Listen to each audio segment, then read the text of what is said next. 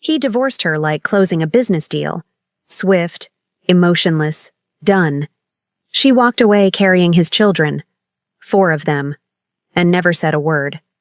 3 years later, he sees them. 4 identical faces in a city playground. His heirs. His blood. His secret. The most powerful man in the underworld just discovered he's a father. And the woman who hid them? She's no longer the fragile girl he left behind. Some empires are built on fear. Others, on what you didn't know you lost. This is the story of the man who had everything, until he realized what nothing felt like. If this story already has your heart racing, imagine what's coming next. We're building something special here, and we're so close to 10,000 subscribers. Hit that subscribe button and join us on this journey, because trust me, you won't want to miss a single chapter of what happens when a mafia king meets the family he never knew existed. Subscribe now. Let's reach 10,000 together. The pen didn't hesitate. Kang Ji-won signed his name across the divorce papers with the same precision he used to end business partnerships. Clean, final, no room for sentimentality. The ink dried before his wife could even breathe. She stood across the mahogany desk in his private office, hands trembling against the fabric of her dress. Seo Yuna, 28 years old. 3 years of marriage reduced to a single signature. "It's done," he said, sliding the papers toward her. His voice carried no warmth, no regret. Just the cold efficiency of a man who'd learned early that emotions were liabilities in his world. She didn't cry. That surprised him. Instead, she picked up the pen with steady fingers and signed her own name beneath his. The sound of paper rustling was the only goodbye they exchanged. "You'll receive the settlement by morning," Ji-won continued, already turning toward the window overlooking the city. Seoul glittered below him like a kingdom he'd conquered one bloody deal at a time. "My lawyers will handle everything. You won't hear from me again." Yuna stood there for a moment longer, her reflection ghostly in the glass behind him. She wanted to tell him. God, she wanted to scream it. "I'm pregnant." But she looked at his back, rigid, untouchable, already dismissing her from his life, and the words died in her throat. What would he do with that information? Claim the child as property? Another asset in his empire? Or worse, see it as a threat, a weakness, something to be eliminated? She'd heard the whispers about what happened to loose ends in Kang Ji-won's world, so she said nothing. She walked out of his office, out of his penthouse, out of his life. And she carried his secret with her. Not one secret. 4. Yuna built her new life in corners Ji-won would never think to look. She left Seoul for a quiet neighborhood in the outskirts, a place where mafia empires felt like distant thunder, dangerous, but far enough away not to strike. She worked 2 jobs, saved every coin, and when her belly grew too large to hide, she told her new neighbors she was a widow.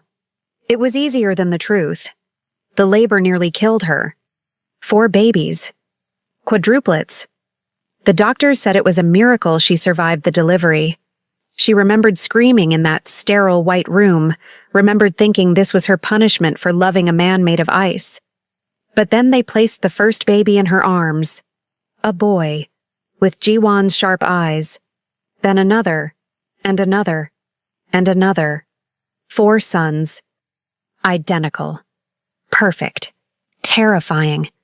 She named them in secret, never writing Ji-won's surname on their birth certificates. Minho, Junho, Seojun, Taeyang. 4 heartbeats that belonged only to her. She raised them alone. No family, no help, no contact with the world she'd left behind. She worked from home as a translator, took freelance gigs in the middle of the night while her sons slept. She learned to stretch a single meal into 4 portions. She learned to sing lullabies in exhaustion. She learned to be enough. 3 years passed. The boys grew. They laughed. They ran. They had her smile, but Ji-won's intensity. Even at 3 years old, they watched the world with sharp, calculating eyes that made her heart ache. She told herself she'd made the right choice. She told herself he didn't deserve to know. She told herself this quiet, hidden life was safer than the empire she'd escaped. But every time her sons asked about their father, and they did, with the innocent cruelty of children, she felt the lie corrode a little more of her soul. "Daddy's far away," she'd whisper, tucking them into their shared bed. "But he loved you, before you were even born." It was the kindest fiction she could manage. And then, on an ordinary Tuesday afternoon in the park, fiction collided with reality. Jiwon didn't visit parks. He had people for mundane errands, for anything that required stepping into normal civilian spaces. But his head of security was recovering from a gunshot wound, and the new guard, young, eager, untested, had insisted on a perimeter check of a location near a potential acquisition property. So Jiwon found himself walking through a neighborhood park, surrounded by children's laughter and the smell of street food, feeling violently out of place in his black suit and cold expression. He was about to leave when he saw them. 4 boys, identical, maybe 3 years old, running in chaotic circles around a woman sitting on a bench. The world stopped. Not because of the boys, though something about their faces made his chest tighten in a way he couldn't name, but because of the woman, Yuna, his ex-wife, the one he'd dismissed from his life with a signature and a wire transfer. She looked different, thinner, her hair longer, pulled back in a simple ponytail. She wore clothes that had been washed too many times, and there was a weariness in her posture that hadn't existed 3 years ago. But it was her. And those boys. Jiwon's blood turned to ice as one of them ran closer, laughing, his face tilted toward the sun. The child had his eyes, his nose, his exact facial structure. All 4 of them did. "Minho, don't run too far," Yuna called out, her voice carrying that gentle firmness of motherhood. Minho. One name, which meant there were 3 more. Jiwon's mind, sharp, calculating, trained to assess threats in seconds, went catastrophically blank. These were his children, his sons, 4 of them, and she had hidden them from him for 3 years. He stood frozen at the edge of the playground, a ghost in expensive clothing, watching the life he never knew existed, watching his heirs play in a run-down park, wearing second-hand clothes, growing up without his name, his protection, his empire. One of the boys spotted him. The child, Taeyang, he'd later learn, stopped mid-run and stared with unnerving intensity. Those dark, sharp eyes locked onto Jiwon with recognition that shouldn't have been possible. "Mama," the boy said quietly, tugging on Yuna's sleeve. "That man is looking at us." Yuna glanced up casually, and the blood drained from her face. Their eyes met across 30 feet of playground. 3 years of silence shattered in a single moment. She stood slowly, instinctively positioning herself between Jiwon and the children, her body language shifting into something protective and feral. He took a step forward. She took a step back. "Yuna." His voice came out rougher than intended, barely controlled. "We need to talk." "There's nothing to talk about," she said, her voice shaking but defiant. "You made that clear 3 years ago. Those children are mine." The words hit him like a physical blow. 4 identical faces peeked out from behind their mother, watching the stranger with curiosity and caution. Jiwon's hands clenched into fists at his sides. Every instinct in his body screamed to take what was his, to claim them, to rectify this impossible situation with force and money and power. But something in Yuna's eyes stopped him. Fear. Not of him. For them. "I'll be at the Hannam Tower penthouse tonight," he said quietly, forcing his voice into something resembling calm. 8 p.m. Come alone. Or I'll come back here with lawyers and paternity tests and enough legal firepower to bury you. It wasn't a request. It was the first move in a game she couldn't win. He turned and walked away, every muscle rigid with control, leaving her standing in that park with their 4 sons and the wreckage of the life she'd built in secret. Behind him, he heard one of the boys ask, "Mama, who was that?" He didn't hear her answer, but he knew, with absolute certainty, that nothing would ever be the same again. Yuna arrived at Hannam Tower at exactly 8 p.m. She came alone, as demanded. The boys were with her elderly neighbor, the only person in 3 years she'd trusted with her sons. Mrs. Kim, a grandmother who asked no questions and loved the quadruplets like her own grandchildren. Yuna had kissed their foreheads one by one, promised she'd return before they woke, and tried not to think about what promises meant in Kang Jiwon's world. The elevator ride to the penthouse felt like ascending into another dimension. Each floor that passed took her further from the life she'd built and closer to the one she'd escaped. Her reflection in the polished steel doors showed a woman who'd aged more than 3 years, worry lines around her eyes, clothes from a discount store, hands roughened from work. She didn't belong here anymore. Maybe she never had. The penthouse doors opened silently, and she stepped into the space that had once been her prison disguised as paradise. Everything was exactly as she remembered. Floor-to-ceiling windows showcasing Seoul like a glittering kingdom spread at their feet. Minimalist furniture in blacks and grays, each piece worth more than most people earned in a year. Abstract art on walls that had never known family photos or children's drawings. The air itself felt expensive, climate-controlled, filtered, lifeless. Jiwon stood by the window, a tumbler of whiskey in his hand, his back to her. He wore a black suit, perfectly tailored, his posture rigid as steel. He didn't turn when she entered, but she saw his shoulders tense. He knew she was there. For a long moment, neither spoke. The silence stretched between them like a chasm, 3 years wide and filled with everything they'd never said to each other. "Quadruplets," he finally said, his voice low and controlled. 4 sons, all this time. Yuna's hands clenched into fists at her sides. She'd prepared for anger, for threats, for the cold fury of a man who'd discovered he'd been deceived. But his voice carried something she hadn't expected. Pain. "The doctors told me you couldn't have children," Jiwon continued, still not turning. "Before we married. You said it was a medical certainty. That's what you told me." "I was told I couldn't," Yuna replied, forcing steadiness into her voice. "It wasn't a lie.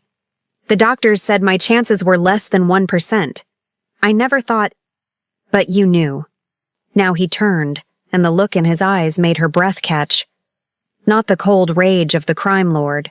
Something worse. Something human. Raw, unguarded hurt.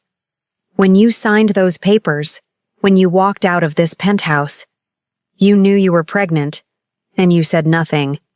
It wasn't a question. Yuna lifted her chin, meeting his gaze with the defiance she'd learned in 3 years of surviving alone. "Yes, I knew. For 3 years, Yuna." His voice cracked on her name, just slightly. 3 years I didn't know I had sons. 3 years they grew up without knowing who I was. 3 years you let me believe— He stopped, his jaw clenching. "What gave you the right to make that choice?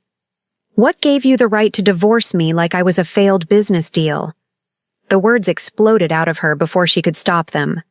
"You handed me papers and told me to disappear from your life. You didn't ask why I'd been distant. You didn't ask if something was wrong. You just erased me. Like I was nothing.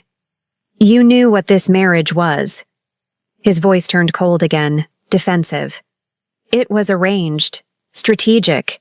You knew— I knew I was expected to produce an heir and stay silent." Yuna's voice rose, years of buried pain surfacing. "I knew my job was to be the perfect wife. Never question where you went or what you did. Never complain about the blood on your hands or the bodies that piled up because of your empire. I knew all of that, Jiwon. What I didn't know was that I'd be discarded the moment I became inconvenient. You were never—" He stopped himself, running a hand through his hair in a gesture of frustration she'd never seen from him before. "This isn't about us. This is about them. About 4 boys who exist in this world with my blood, my DNA, my enemies. And what would you have done?" Yuna stepped forward, her fear transmuting into fury. "If I'd told you that day, what would the great Kang Jiwon have done with the knowledge that his unwanted wife was carrying his children? They wouldn't have been unwanted. I would have been. The truth burst from her like a wound reopening. You divorced me, Jiwon. You looked at me like I was a problem to be solved, and you solved it with a signature and a wire transfer. You think I was going to hand you 4 babies and trust you'd suddenly become a loving father. You think I was going to raise them in this world? She gestured at the cold, perfect penthouse. Where people die for looking at you wrong. Where children become leverage. Where love is a weakness to be exploited. The silence that followed was suffocating. Jiwon set down his glass with careful precision, and for a moment she thought he might explode, might show her the violence he was famous for. Instead, he did something that shattered every assumption she'd made about him. He crossed the space between them and sank into the chair across from her. Not looming, not threatening, not using his physical presence to intimidate. He just sat, and suddenly, he looked. Tired. Older than his 32 years. Almost defeated. You're right, he said quietly, staring at his hands. About all of it. Yuna blinked, shocked into silence. This world, my world, it destroys everything soft, everything good, everything that matters. He looked up at her, and for the first time since she'd known him, she saw past the crime lord to the man underneath. The one who'd been trained from childhood to be hard, to be ruthless, to see emotion as enemy territory. I built an empire on fear and blood, because that's what I was taught. That's what my father did, and his father before him. You were right to run. You were right to hide them. Yuna felt her anger falter, confusion taking its place. Then why am I here, if you agree? Because they exist now. His voice hardened again, but not with anger, with something grimmer. Fear. 4 boys with my blood, my face, my DNA, and every enemy I've ever made, every rival who wants my empire, every old vendetta, every ambitious subordinate who sees opportunity, they will eventually discover them. If they haven't already. Her blood ran cold. What are you saying? Jiwon leaned forward, his eyes boring into hers with desperate intensity. I'm saying hiding them made them vulnerable, Yuna. Unknown heirs are threats to people who want to destabilize my organization. They're targets without protection. If word gets out, and it will, because secrets like this never stay buried, they'll be used against me. Or worse, eliminated to create chaos, to weaken my position, to start a war. No. Yuna stood abruptly, her chair scraping against the marble floor. No, we'll disappear. I'll take them somewhere you can't find us. Somewhere far from here, far from your empire, far from... There is nowhere on this planet I can't find you. He said it without arrogance, without threat, just cold, terrible fact. I have resources in every major city, contacts in governments, police forces, intelligence agencies. If I decided to find you, I could do it in 72 hours. He stood as well, but kept his distance. And Yuna, listen to me. If I can find you, so can my enemies. Some of them have resources that rival mine. All of them have motivation to hurt me through my children. She felt the room tilt, the careful world she'd built crumbling beneath her feet. You're saying there's no safe option. You're saying I've already... You did what any mother would do, Jiwon said, his voice gentling. You protected them the only way you knew how. But circumstances have changed. I know about them now, which means it's only a matter of time before others know. Before word spreads through the right or wrong channels. Yuna wrapped her arms around herself, suddenly cold despite the perfect climate control. So what are you proposing? That I just hand them over? That I let you take them into your world of violence and... No. He moved closer, stopping just beyond arm's reach. I'm proposing that we protect them together. That you and the boys come here, to the estate. That they grow up under my protection, with my name, known to everyone as my heirs. Untouchable because everyone knows what happens to people who touch what's mine. You mean prisoners, she whispered. You want to make them prisoners of your empire. Golden cages and armed guards, and I want to keep them alive. The words came out raw, stripped of all pretense. I want them to grow up knowing their father. I want to teach them, protect them, give them everything I never had. He stopped, his composure cracking. I want a chance, Yuna, to be their father, to do this right. She stared at him, seeing the truth written in every tense line of his body. He meant it. This wasn't about ownership or control or adding assets to his empire. This was about a man who'd just discovered he was a father and was terrified of failing at it. And me? She asked quietly. What happens to me in this scenario? Do I become your wife again? Your possession? Do I smile and pretend and— You'll come back as their mother, Jiwon interrupted, his voice firm. You'll live in the east wing of the estate. You'll have your own space, your own life. I won't touch you. I won't force anything. The marriage is over. I'm not trying to resurrect it. He paused, something flickering in his eyes. But I can't protect them if you're living in some rundown apartment on the outskirts, working yourself to exhaustion, struggling to make ends meet. They need stability, security, medical care, education, safety. They have all of that, Yuna said defensively. I've given them everything.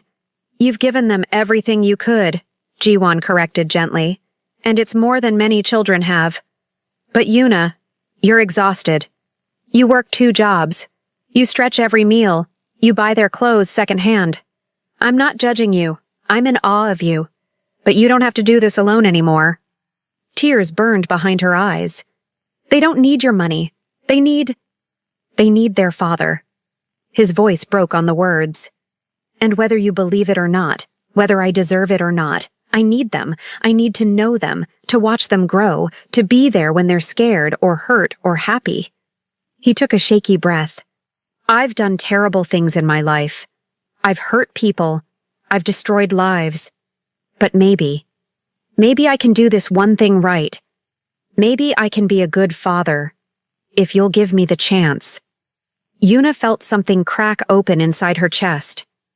This was Kang Ji-won, the man who'd built an empire on ruthlessness, who'd divorced her without a second thought, who'd never shown vulnerability to anyone. And he was begging, not for forgiveness, not for reconciliation, for fatherhood. I need time, she finally said, her voice barely above a whisper. To think, to figure out how to tell them, to prepare. You have 48 hours. He moved to his desk, retrieving a simple black card. After that, I'll assume you've chosen to run, and I'll be forced to take legal measures you won't like. Paternity tests, custody battles, lawyers who'll bury you in paperwork until you have no choice. He handed her the card, his private number embossed in silver. I don't want that, but I will do it if I have to, because those boys are mine, Yuna, and I protect what's mine. She took the card with trembling fingers, the weight of it like lead in her palm. Call me when you're ready, Jiwon said softly. Or don't. But understand this. I will be in their lives. The only question is whether you're standing beside me or fighting me. And I really hope you choose to stand beside me. Yuna left without another word, her mind spinning, her heart breaking. She rode the elevator back down to earth, literally and figuratively, and stepped out into the Seoul night. Behind her, 40 floors above, Jiwon returned to his window. He pressed his palm against the cold glass and stared at his reflection. A ghost in expensive clothing, ruler of an empire that suddenly felt hollow. For the first time in 15 years, the most powerful man in Seoul's underworld had no idea what to do. Because the one thing he'd never learned to fight was fatherhood. And the one person who could give it to him held all the power now. Yuna didn't sleep for 2 days.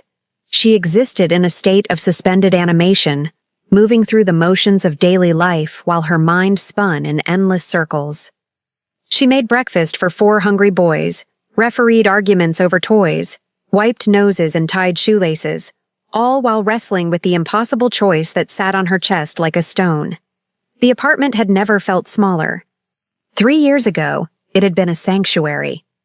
A place far enough from Jiwon's world to feel safe, humble enough to avoid attention, home enough to raise her sons in peace.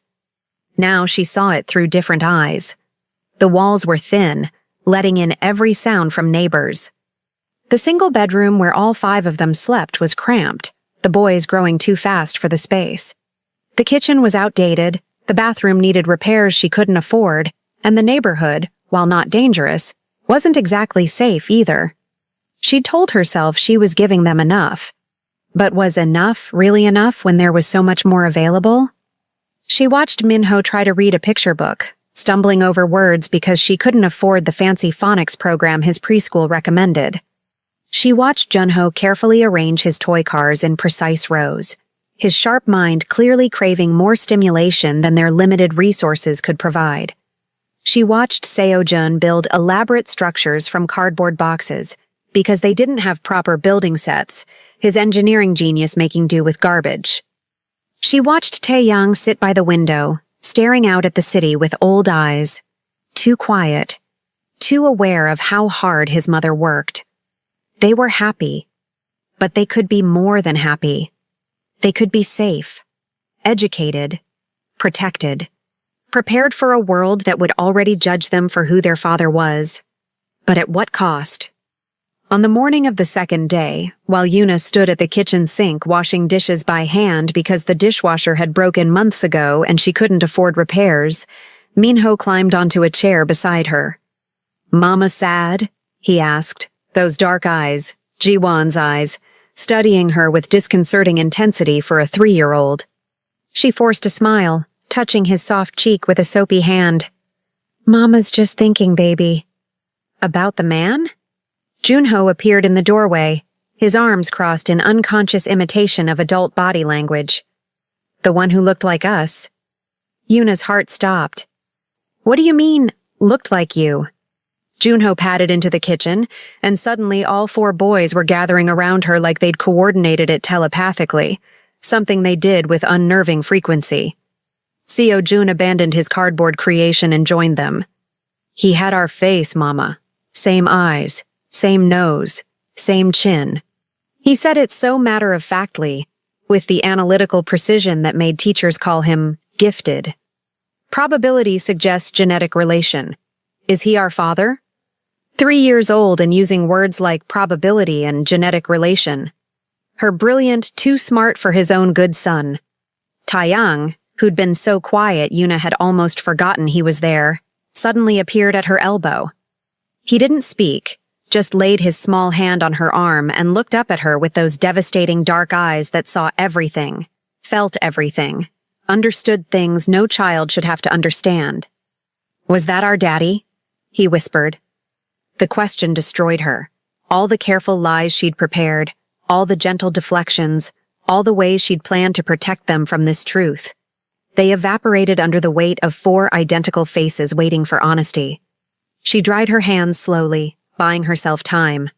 Then she sank down to their level, sitting on the kitchen floor so she could look them in the eyes. "Yes," she said quietly. "That was your daddy." Chaos erupted.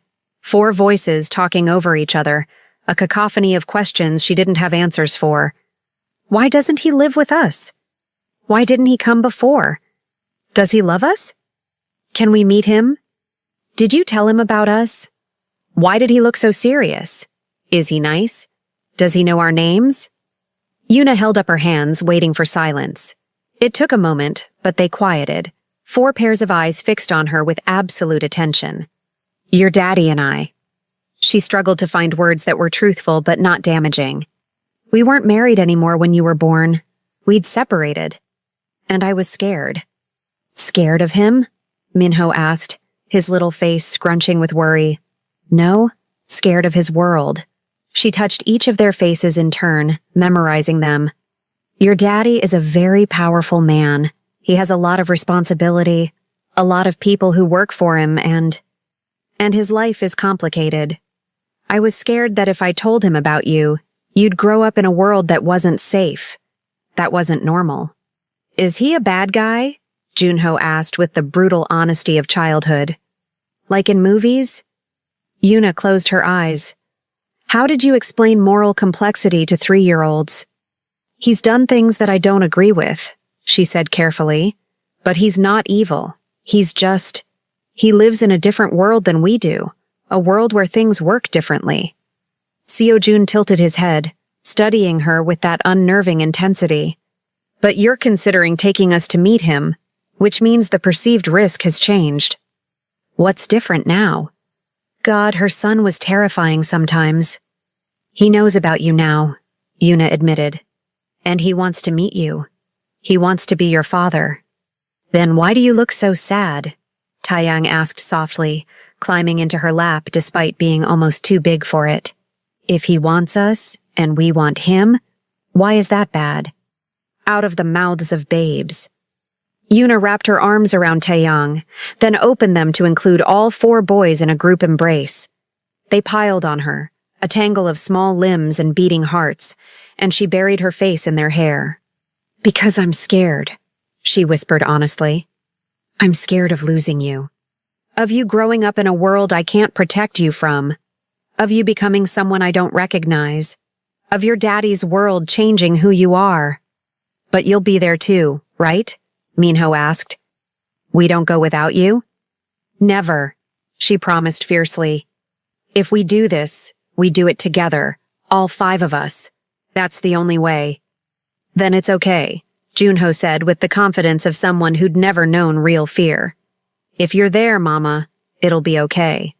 Such simple faith. Such devastating trust. Yuna held them tighter and made her choice. She'd spent 3 years protecting them from Jiwon's world. But maybe it was time to stop protecting them from their father and start preparing them for the truth. They had his blood. His name, whether officially recognized or not. His face. They were already part of his world whether she acknowledged it or not. Running would only delay the inevitable. At least if she stood beside Jiwon, she could influence how they were raised. She could be there to counterbalance the darkness with light. She could make sure they grew up knowing love alongside power. She reached for her phone with shaking hands and dialed the number on the black card. Jiwon answered on the first ring, like he'd been waiting by the phone for 48 hours straight. Yuna. Just her name. But she heard everything in it. Hope, fear, desperation. I have conditions, she said, her voice stronger than she felt. If we do this, if we come into your world, I need promises. Real ones, not business contracts. Not legal agreements, promises between us, as the parents of these boys. Name them. No hesitation, no negotiation, just immediate agreement. She closed her eyes, gathering her courage. The boys don't see violence. Ever. I don't care what you have to do to make that happen, what measures you have to take, how much it costs or how inconvenient it is. They grow up as normal as possible. School with other children, friends, birthday parties, play dates. They don't attend meetings with your organization. They don't see weapons. They don't witness intimidation. They don't hear threats. Nothing. Agreed. I'm not your wife. I'm not your girlfriend. I'm not your anything except the mother of your children. You want a relationship with me beyond co-parenting? You earn it. Like a normal person. No shortcuts, no commands, no assumptions. You treat me with respect, or this ends. A longer pause. Then softer. Agreed. The boys get therapy if they need it. Education, medical care, whatever they need to be healthy and whole. And if I ever feel, and I mean ever, Jiwon, if I ever feel they're in danger, real danger, danger to their physical or emotional well-being, I take them and you let us go. No hunting, no forcing, no legal battles. You let us disappear. The longest pause yet. Yuna held her breath, waiting. This was the deal breaker. She knew it. That's the one thing I can't promise, Jiwon finally said, his voice rough. And I won't lie to you, Yuna. I won't make a promise I can't keep just to get what I want. If you run, I'll find you. Not to hurt you. Not to punish you. But because I can't protect them if I don't know where they are. He took a shaky breath. But I swear on everything I am. I will never let harm come to them. Or to you. I will reshape my entire world if that's what it takes to keep you safe. I'll walk away from the Empire before I let it destroy them. That's the only promise that matters. That's the only one I can give you that's absolute. Yuna felt tears slide down her cheeks. It wasn't the answer she wanted, but it was an honest answer. And maybe honesty was more valuable than comfortable lies. "When do you want us?" she whispered. "Whenever you're ready. Tonight, tomorrow, next week. I'll send cars, security, movers, whatever you need. Or I'll come get you myself, however you want to do this." "Tomorrow." The decision made itself. "We'll come tomorrow. But Jiwon?" "Yes?" "They're going to ask you 1,000 questions. They're going to test you. They're going to be scared and brave and impossible all at once. And they're going to need you to be patient and present and real." She swallowed hard. Don't be the crime lord when you meet them. Don't be the business strategist or the empire builder. Be their father. Can you do that? Silence stretched so long she thought he'd hung up. Then, in a voice barely above a whisper, "I don't know how to be a father." The vulnerability in those words cracked something open in her chest. "Neither did I know how to be a mother," Yuna replied gently. "When they handed me 4 babies in that hospital room, I was terrified. I had no idea what I was doing. But I learned. Day by day, mistake by mistake, I learned. And so will you, Jiwon. So will you." She ended the call before he could respond, before she could change her mind, before fear could override the choice she'd made. That afternoon, she sat her sons down and told them the truth. Age-appropriate truth, but truth nonetheless. That their daddy lived in a big house, that he had important work. That he wanted very much to meet them and be part of their lives. That they'd be moving to his home, but Mama would be there every step of the way. Minho cheered and asked if there'd be more toys. Junho wanted to know if Daddy was rich and if they'd have their own rooms. Seojun immediately started asking logistics questions about schools and education. Taeyang simply held her hand tighter and whispered, "Will he love us, Mama?" "Yes, baby," she promised, praying she wasn't lying. "In his own way, with everything he has. Yes, I think he will." That night, Yuna packed their meager belongings while 4 little boys slept in the bed they shared. She looked around the apartment that had been their sanctuary, their home, their whole world for 3 years. Tomorrow, everything would change. She could only hope she was making the right choice. For them. For Jiwon. For the future they were about to build together. The estate was overwhelming. Yuna had expected luxury, but this was generational wealth. Acres of gardens, a mansion with its own name, security disguised as staff everywhere. And standing in the grand foyer, wearing jeans and looking terrified, was Kang Ji-won. The boys clung to Yuna's legs, suddenly shy. Ji-won crouched down slowly, making himself smaller. "Hi," he said quietly. "I'm your dad." 4 identical pairs of eyes stared at him. Junho stepped forward first. "You're really tall." A ghost of a smile touched Ji-won's lips. "You'll be tall too someday." "Are you really a bad guy?" Minho asked. "Mama said you work with scary people." Ji-won's eyes flicked to Yuna. "I've done things I'm not proud of, but I'm trying to be better, for you." Seojun tilted his head. "Do you have a gun?" "I do," Ji-won admitted, "but you'll never see it, and I'll never use it around you. That's a promise." Taeyang suddenly walked up and placed a small hand on Ji-won's face. "You look sad, like Mama when she thinks we're sleeping." Ji-won's composure cracked. "I am sad," he admitted, voice rough, "because I missed 3 years of your lives, and I can't get that back." "But you're here now," Taeyang said simply. "That's what Mama says. Now is what matters." Something passed between Ji-won and Yuna. Not forgiveness, but possibility. The first weeks were beautiful chaos. 4 3-year-olds tore through the mansion like tornadoes. Ji-won learned bedtime stories required funny voices. He learned fairness meant cutting sandwiches exactly the same. He discovered the difference between Minho's tantrums and Junho's negotiations.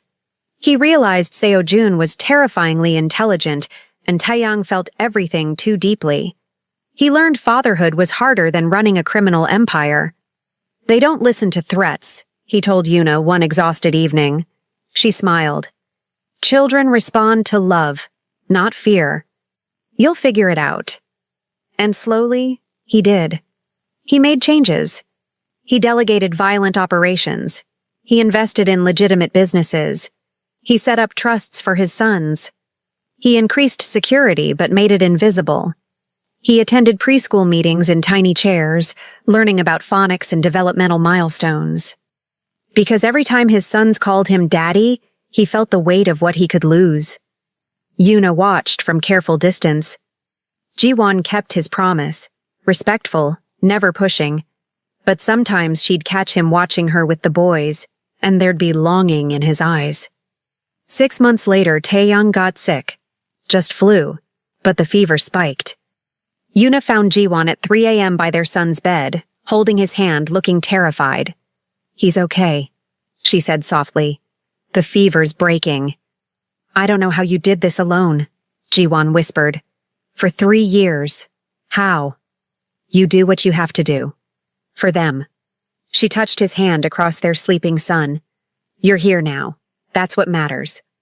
He looked at her, and she saw it clearly. He'd fallen in love with his sons. And maybe with her again, too.